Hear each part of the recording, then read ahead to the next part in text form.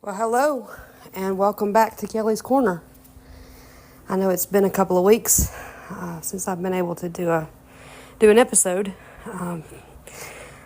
Life in Alabama has been busy. Life for me has been busy. These 15-hour a day work days take a toll. So when I come home, I pretty much eat, take a quick shower, and then hop in the bed to do it all again the next day. But you got to do what you got to do till you don't have to do it anymore, right? Then to top it off, I've been sick. My entire family, with the exception of my mother, had the stomach bug a couple of weeks ago. If you've been fortunate enough to avoid that, count yourself thankful, because this bug going around is terrible. It's one of the sickest I have ever been, at least in recent memory. But survived that, and then a couple of days ago woke up with a bacterial infection, which the doctor said was probably picked up because my immune system had been lowered enough, just enough, by the stomach bug that when I came in contact with the bacterial infection with my lungs that already aren't in the best shape anyway, because of being an asthmatic, I was able to pick that up, and it was able to kind of take hold. And so I've been struggling with that the last couple of days, but I finally think I'm back on the mend and feel a lot better. I'm still a little bit congested, but I do feel a lot better. So that is at least an improvement as far as that goes. And then yesterday, if you're listening to this just for time, to give you an idea as to when this was recorded, this is July the 5th, meaning yesterday was July the 4th, Independence Day here in America, the 249th anniversary of our nation's independence. We'll talk more about that in the next little while. The first week of July is kind of big historically, so we're gonna dive into some things and discuss those. As a side note, I just got home from eating dinner at a local Chinese place. 5 years in the making. Ever since I was a kid, I'd been eating at a place called China Luck, which is local to my area in East Central Alabama. And 5 years ago, just before COVID, China Luck closed to remodel.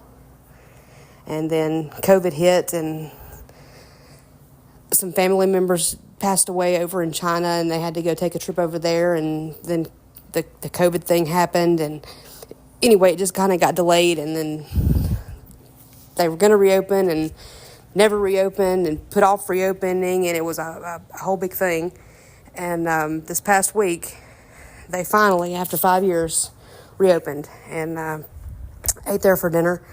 And let me just tell you, it was one of the best Chinese meals I've had in 5 years. It was well worth the wait, although I wish I hadn't have had to wait 5 years.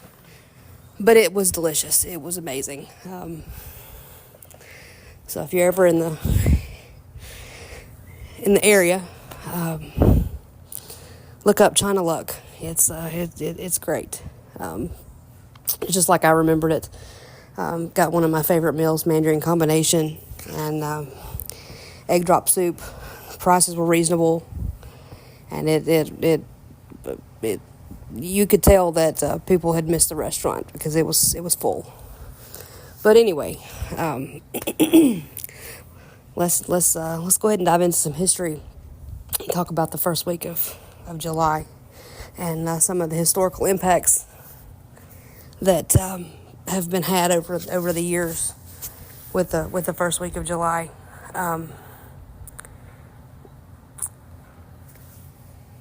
starting on July the 1st, running through July the 3rd of the year 1863, which was 162 years ago, the Battle of Gettysburg was fought at Gettysburg, Pennsylvania, during the Civil War between the northern troops and the southern troops, or the Union and the Confederacy.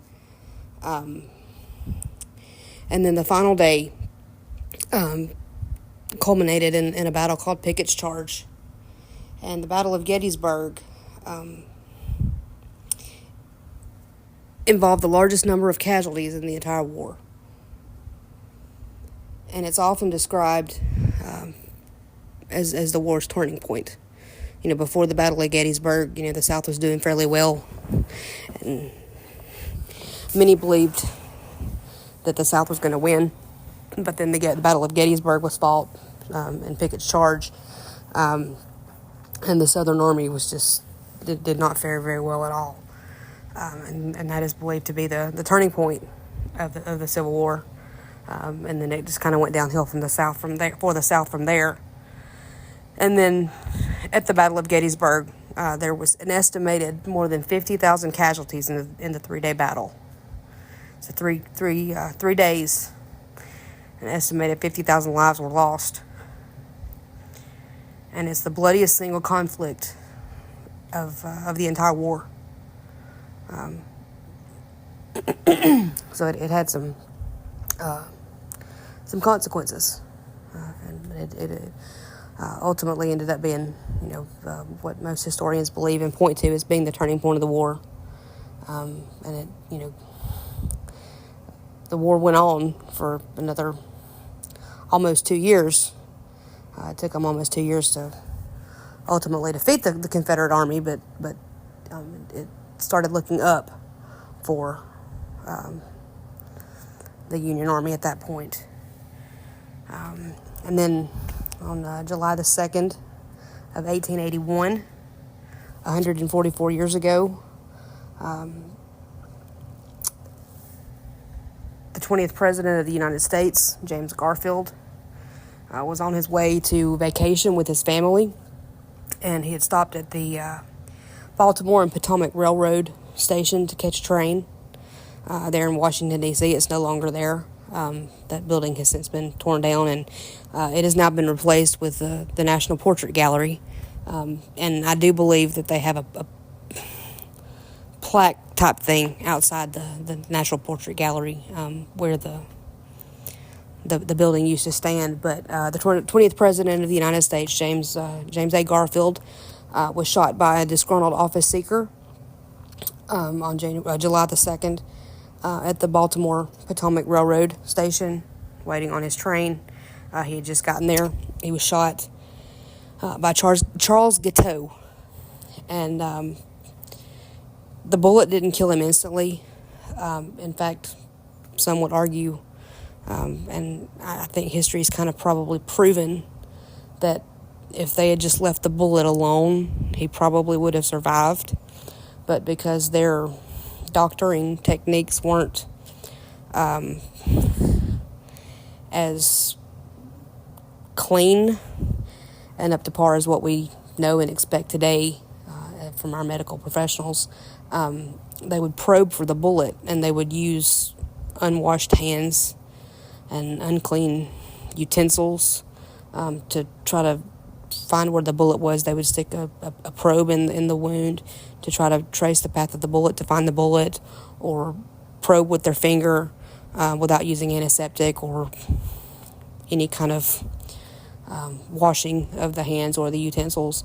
And what ended up happening in Garfield's case, and probably in many cases, was that infection was introduced into the wound by either the probe or unclean fingers, and he ended up getting a massive infection that spread through the body, that went unchecked, untreated, and ended up succumbing to his injuries on September the 19th of 1881. About 11 weeks later, he ended up dying in Elberon, New Jersey, from the infection, more or less. But And in fact, Charles Guiteau, when he was tried, said that all he did was shoot Garfield. The doctors killed him. And to an extent, there is some truth to that, I guess. But the doctors wouldn't have been able to, quote, kill him had it not been for the bullet that was introduced by Charles Guiteau. So Charles Guiteau was found guilty and ultimately hanged for the crime. Interesting to note, Robert Todd Lincoln, who was the oldest son of Abraham Lincoln, the 16th president, who was the first president actually assassinated, was in James Garfield's cabinet and was actually at the train station with Garfield when he was shot, only a couple of feet away from him. I mean, he was right there. And he was quoted as saying something to the extent of, the hours of grief that I've witnessed in this city. And interesting to note, he was also around when President McKinley was shot in 1901, some 20 years later. And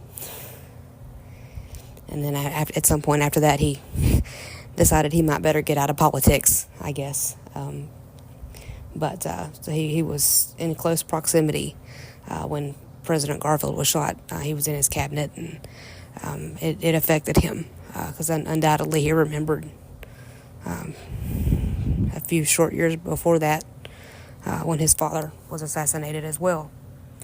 But the big thing that I wanted to discuss on here was Independence Day, because it's now, we're trucking toward the 250th anniversary of the Declaration of Independence and declaring independence against the English colonies, and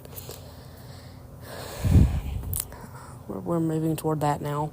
And from what I understand, celebrations are going to be had all year long. But on July the 2nd of 1776, 249 years ago, the 13 colonies legally separated from Great Britain. The Second Continental Congress on July the 2nd voted to approve a resolution of independence, and it had been proposed in June earlier that year in 1776 by Richard Henry Lee of Virginia, declaring that the United States would be independent from Great Britain. And if you notice, I said that happened on July the 2nd, and I did not misspeak. It actually did happen on July the 2nd of 1776. We celebrate July the 4th, but they actually voted to declare independence on July the 2nd. And John Adams, who would ultimately go on to be the second president of the United States, wrote about July the 2nd of 1776 in a letter to his wife, saying, "The second day of July, 1776, will be the most memorable epoch in the history of the United States. I am apt to believe that it will be celebrated by succeeding generations as a great anniversary festival. It ought to be commemorated as the day of deliverance by solemn acts of devotion to God Almighty. It ought to be solemnized with pomp and parade, with shoes and games and sports and guns, bells, bonfires, and illuminations from one end of this continent to the other, from this time forward forevermore." Now, John Adams was right. What they did would be remembered. What they did would be celebrated. We celebrated it just yesterday. My family got together and we had barbecue and had a good time fellowshipping with one another. We swam at my grandparents' house, watched some fireworks, had a good time. Where he was wrong was the date. He thought July the 2nd would be remembered, but we celebrate July the 4th. You don't, at least most people, I do know one person that celebrates July the 2nd as Independence Day, but most people, most Americans celebrate July the 4th. We don't get July the 2nd, we get July the 4th. And if you want to get down to nitpicking dates, I think you're missing the point. The date's not important. It's what you're celebrating. Kind of like with Christmas, I guess. Most people I think it's a general consensus, know that Jesus was not born on December the 25th, but we celebrate that day. The date's not necessarily important.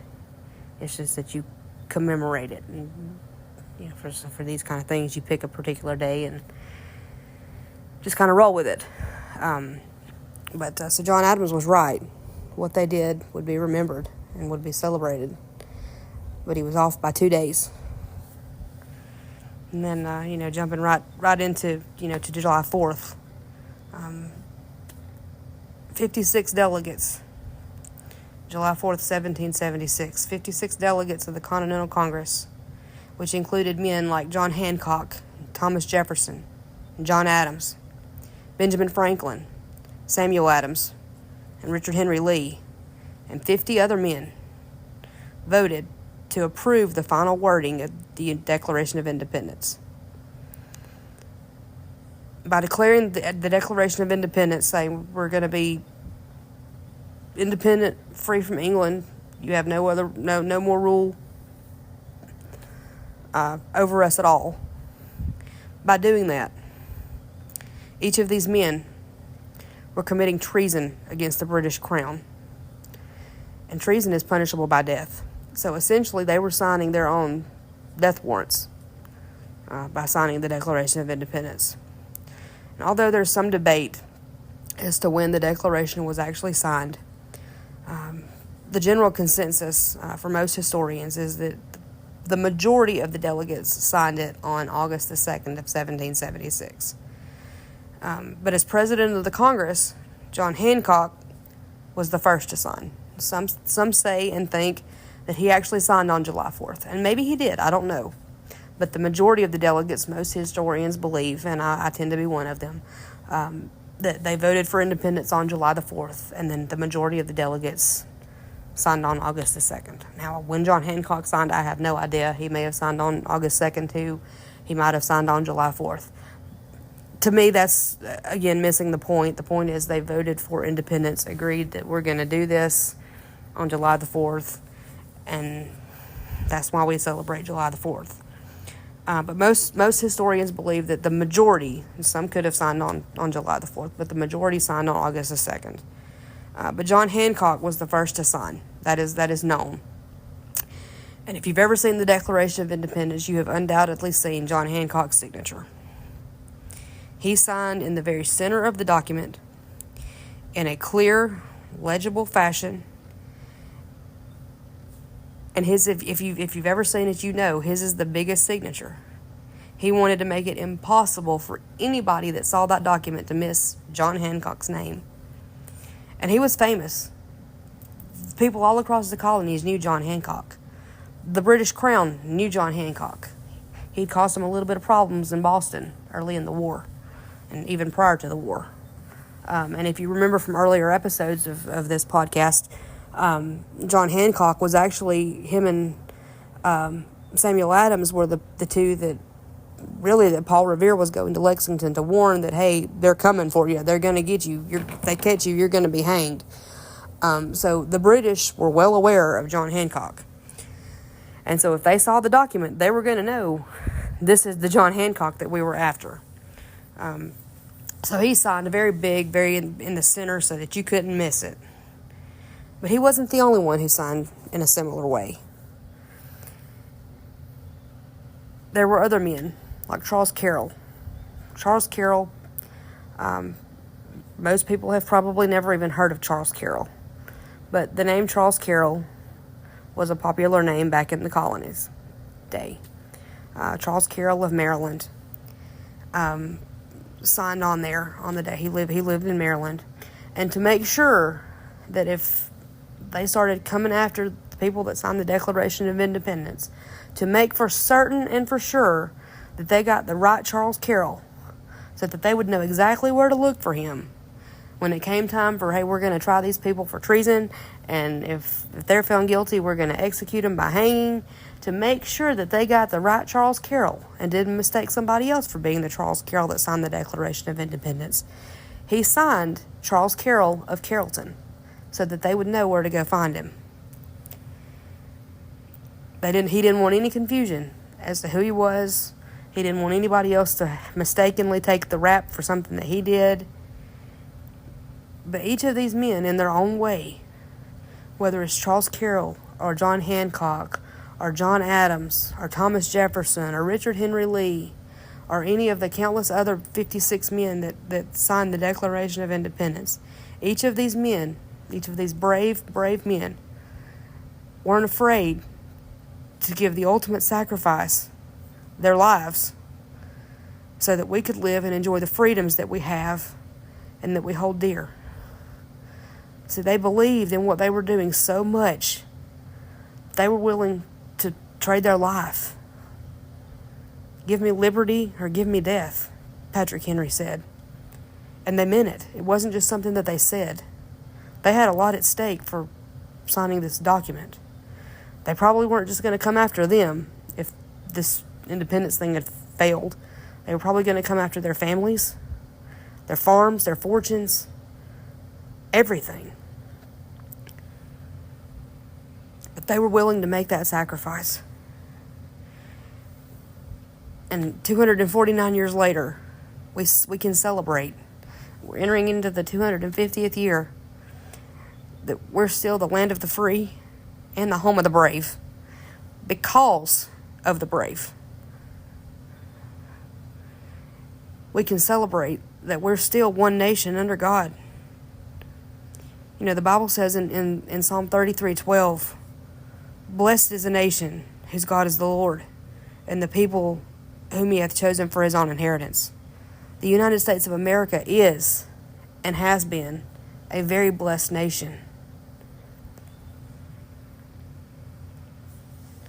And hopefully will continue to be. Hopefully God's hand will continue to be on the United States and will continue to elect leaders to seek his guidance and his direction, and that lead us toward the things of God instead of, as some leaders have in the past, away from the things of God.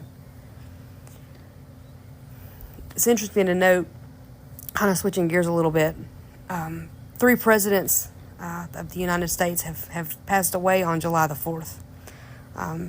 2 of which I've already mentioned in passing in this discussion, John Adams and Thomas Jefferson, and then James Monroe, who was the 5th president, passed away on July the 4th as well.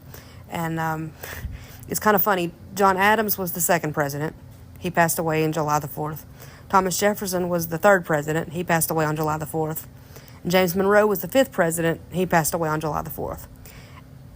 James Madison, who was the 4th president, passed away a few days before July the 4th. And doctors actually tried to keep him alive until July the 4th. But he passed away a few days prior to that. And he didn't make it. So if he had, you'd have had presidents 2 through 5 passing away on July the 4th. But as it stands, 2, 3, and 5. So 3 of the first 5 presidents actually passed away on July the 4th.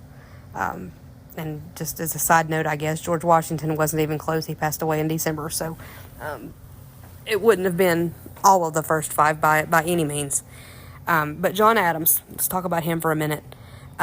He actually passed away on July the 4th of 1826. He died of a heart attack at his farm in Peacefield, which was the name of his farm, in Braintree, Massachusetts, Quincy area, Massachusetts, around 6:20 p.m. His last words included an acknowledgement of his longtime friend and rival, Thomas Jefferson, when he said, "Thomas Jefferson survives." And the irony of that is that what he did not know was that Thomas Jefferson had actually passed away several hours prior to that. They actually passed away on the same day, July the 4th of 1826. But John Adams' last words were, "Thomas Jefferson survives." He did not know that Thomas Jefferson had already passed away. And interesting to note about John Adams, and I guess it's not really important now, but at the time it was a big deal, because when John Adams passed away, he was 90 years old, and at the time, that was the longest-lived U.S. president, and that record stood for a very long time, It stood until Ronald Reagan passed him in the year 2001. Ronald Reagan ended up passing away in 2004, but Ronald Reagan turned 90 in 2001 and passed John Adams, and Reagan and John Adams both have been passed for being the longest living U.S. president.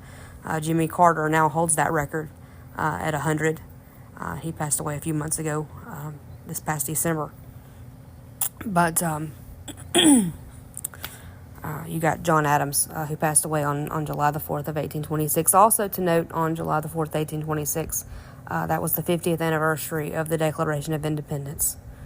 And John Adams was aware that it was the anniversary of the Declaration of Independence signing, and that it was a significant year. He had made comments to his family about that prior to his passing away. And Thomas Jefferson, as I mentioned, also passed away on July the 4th of 1826, a few hours prior to John Adams. But during the last hours of his life, he was accompanied by family members and friends. And he passed away at 12:50 p.m. at the age of 83, a few years younger than John Adams. And, like I mentioned, it was the 50th anniversary of the Declaration of Independence. And in the moments prior to his death, Jefferson instructed his physicians that he did not want anything else to be done. No doctor, nothing more. He refused laudanum. But his final significant words that were witnessed was either, "Is it the 4th?" as a question, or "This is the 4th" as a statement. And he, again, was aware of, the historical significance of it being the 50th anniversary.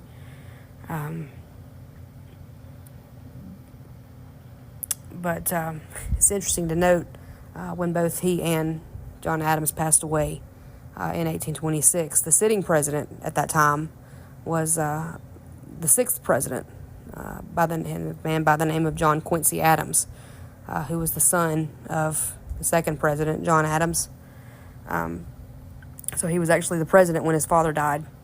And he called the coincidence of their deaths on the nation's anniversary, especially the big anniversary, the 50th anniversary, visible and palpable remarks of divine favor. And so he ordered, the mournings and all of that, that come with the death of a president, in this case 2 presidents. So they died on the same day. 5 years later, on July the 4th of 1831, James Monroe died at age 73 from heart failure and tuberculosis, becoming the 3rd president to die on Independence Day. His death came 55 years after the signing of the Declaration of Independence was proclaimed, and then also 5 years after the death of John Adams and Thomas Jefferson. Also interesting to note, there has only been one president born on July the 4th, and that's Calvin Coolidge. He was born in 1872 in Plymouth Notch, Vermont,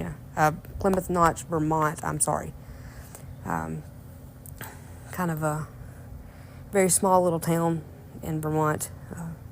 Very neat little place.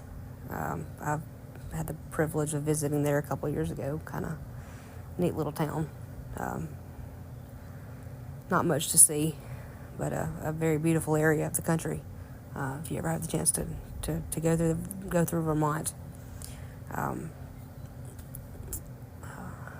If you've listened to any of these podcasts, you've probably picked up on a couple of things about me. One is I love history, and others I love my family. Something else you've probably picked up on is that I love the Oak Ridge Boys. And they're actually on tour for the next couple of weeks out west in California. I won't be seeing them anytime soon. The next time I see them, I believe, will be in September, unless something changes with my schedule or my mind, and I talk myself into doing something completely crazy, which you never know. Very well could happen. But I do believe the next time I see them will be in September. But I wanted to make mention since it's July the 5th. There's an anniversary coming up. It's a tough one. July the 9th will be 1 year since the longtime tenor singer Joe Bonsall of the Oak Ridge Boys passed away. So it's coming up on a year. It's hard to believe it's been a year. 2024 was a tough year for the boys and their fans and people that love them. But they're still singing, and as long as they want to sing, I'll keep showing up to hear them. But remembering Joe Bonsall, who if you've ever heard of the Oak Ridge Boys, you know Joe, and you love Joe, and his hand-picked replacement, Ben James, is doing a phenomenal job, but there's no replacing Joe, but Ben's great, but remembering Joe and his family, over the next week, keeping them close in thoughts and prayers, and I know the next couple of days will be difficult for them, as those anniversaries are always tough, but we'll get through it, and we know we'll see Joe again, but until the day, because he lives, we can face tomorrow, and as Joe always used to say, God's got it. No matter what it is, God's got it, and He'll see us through. But I feel like my voice is starting to kind of go a little bit, so I guess I need to hop off of here and get something to drink, and I actually need to go take my antibiotic before I forget, and I always have trouble with that. Once I start to feel better, it's like I forget I still have medicine. As long as I feel bad, I remember, hey, you need to go take a pill. But once I start to feel a little bit better, it's not always fresh in my mind that, hey, go take that medicine. But I need to go do that while I'm thinking about it. But I hope you guys have a great week. I hope you've had a good Independence Day weekend with your families and celebrating America and just the freedoms that we have, and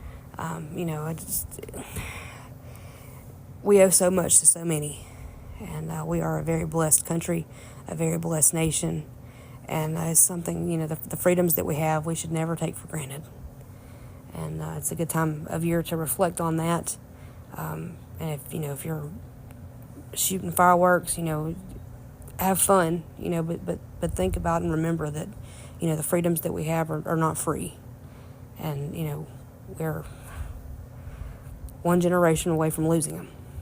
It just because we're free today doesn't mean,